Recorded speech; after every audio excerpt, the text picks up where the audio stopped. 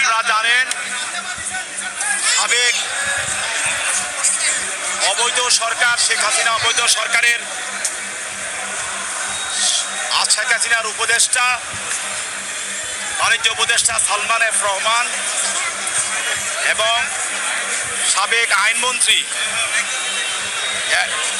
আনিসুল হককে কলাবাগান থানা একটি মামলায় নিউ মার্কেট থানার একটি হত্যা মামলায় গ্রেপ্তার করে বিজ্ঞ আদালতে হাজির করা হয়। বিজ্ঞ এই মামলার তদন্তকারী কর্মকর্তা এই হত্যা মামলার এই আসামিদের জড়িত থাকার পর্যাপ্ত তথ্য প্রমাণ থাকার কারণে অধিকতর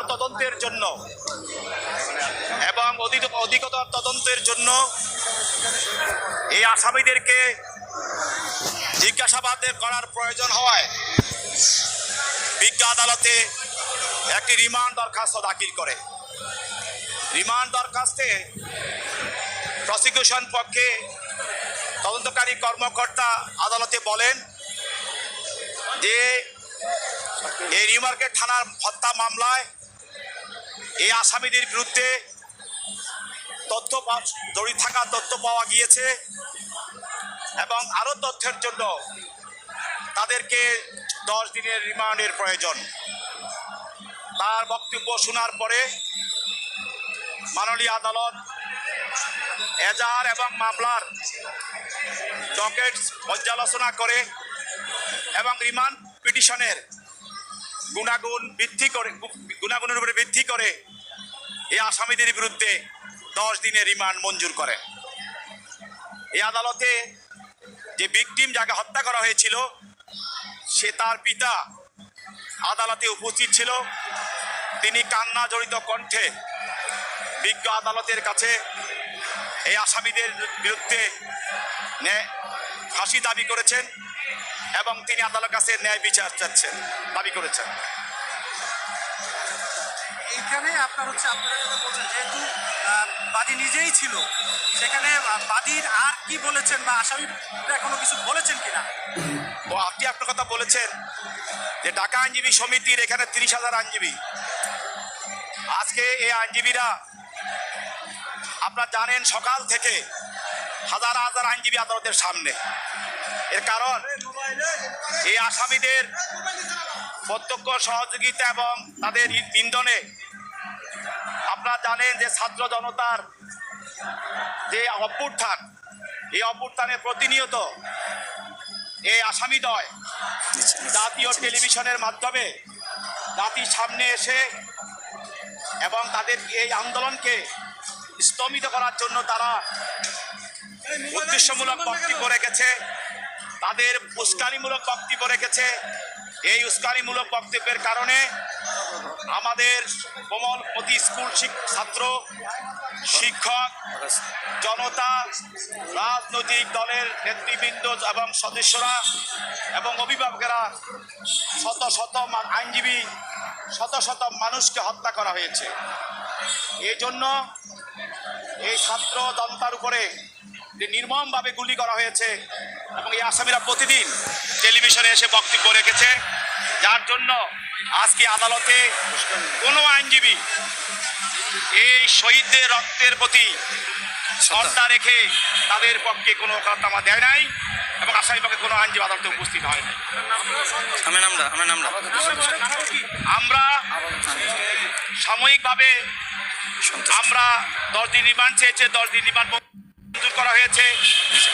আমরা মনে করছি যে এইটা ন্যায় বিচার দিকে যাচ্ছে এবং আশা করি যখনই এই আসামিদের বিরুদ্ধে এই মামলায় তাদের বিরুদ্ধে বিচার হবে এবং তারা সর্বোচ্চ শাস্তি পাবে, তখনই আমরা সন্তুষ্ট হব।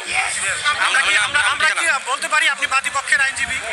না, আমরা বাদীপক্ষের আইনজীবী না, আমরা কোর্ট অফিসার, আমরা এই অঙ্গনের কোর্ট অফিসার আইনজীবী। আমরা আদালতে উপস্থিত ছিলাম, আমরা আদালতে উপস্থিত থেকে আমরা শ্রবণ করেছি কি হচ্ছে।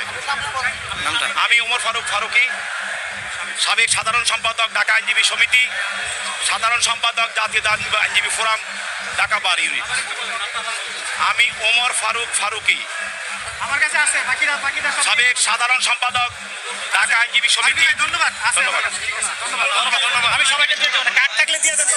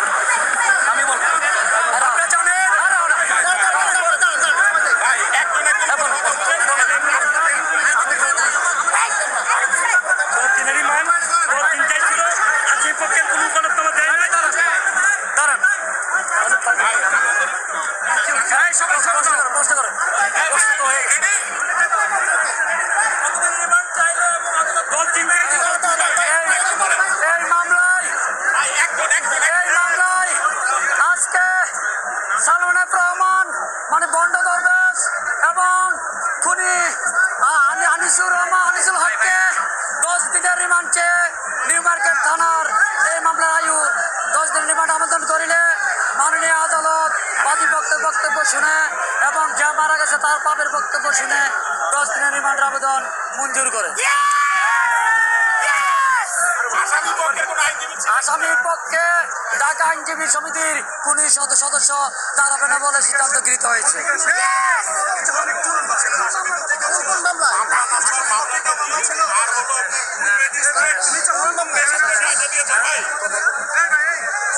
সাতাশ নম্বর নিউ মার্কেট থানা। কোন মামলা? একটা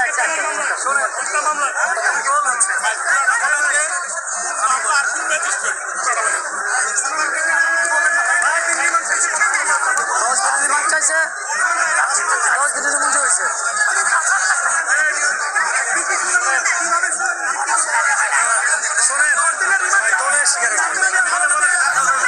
আপনারা জানেন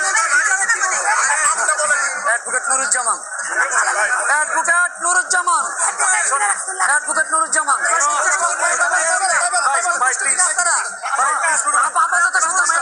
আপাতত সন্তুষ্ট এই রায়ের আদেশ এবং সমস্ত হত্যাকারীদের বিচার হওয়ার আগ পর্যন্ত আমরা রাজপথ ছাড়ব না। আচ্ছা শোনেন প্রিয় সাংবাদিক ভাই ও বোনেরা, আপনারা সকলে জানেন এই বাংলাদেশ 2024-এ যে একটা ক্রান্তিকাল পিরিয়ড গেল, সেটি হচ্ছে আবারও শত শত শহীদদের রক্ত দিতে হলো, শত শত শহীদদের রক্তে রঞ্জিত হলো এই সোনার বাংলাদেশ। এই আজকে যারা কিনা এই খুন, যারা সাধারণ মানুষকে নিষ্পেষিত করেছে, নির্বিচারে গণহত্যা চালিয়েছে, তাদেরই প্রেতাত্মা সেই আইনমন্ত্রী কালা কানুন করে যাদের গলা টিপে ধরেছে, সেই আনিসুল হককে বাংলাদেশ প্রশাসন ধরে ফেলছে। এবং আজকে নিউ মার্কেট থানার একটি মামলায় আপনারা জানেন আনিসুল হক এবং সেই সালমান রহমান, যিনি সারা বিশ্বে দরবেশ বাবা বলে খ্যাত, কুচক্রী মাফিয়া সেরা শীর্ষস্থানীয়, যিনি এই বাংলাদেশে যত অত্যাচার নিপীড়ন হয় তার সাথে সবসময় উনি জড়িত ছিল। তার বিচার চাই। নিউ মার্কেট থানার যে মামলা ছিল, উনি মূলত নিউ মার্কেট থানার আমাদের বিজ্ঞ ম্যাজিস্ট্রেট আদালত 28 নম্বরের শুনানি হয়েছে। বিজ্ঞ আদালত শুনে 10 দিনের রিমান্ড মঞ্জুর করেছেন। 10 দিনেই চাওয়া হয়েছিল এবং কোনো ধরনের আইনজীবী এই কুখ্যাত সন্ত্রাসীদের এইসব কুখ্যাত দালালদের এজেন্টদের বিরুদ্ধে দাঁড়াবে না বলে ঢাকা আইনজীবী সমিতির সিদ্ধান্ত নিয়েছে। কোনো হত্যাকারীর পক্ষে তারা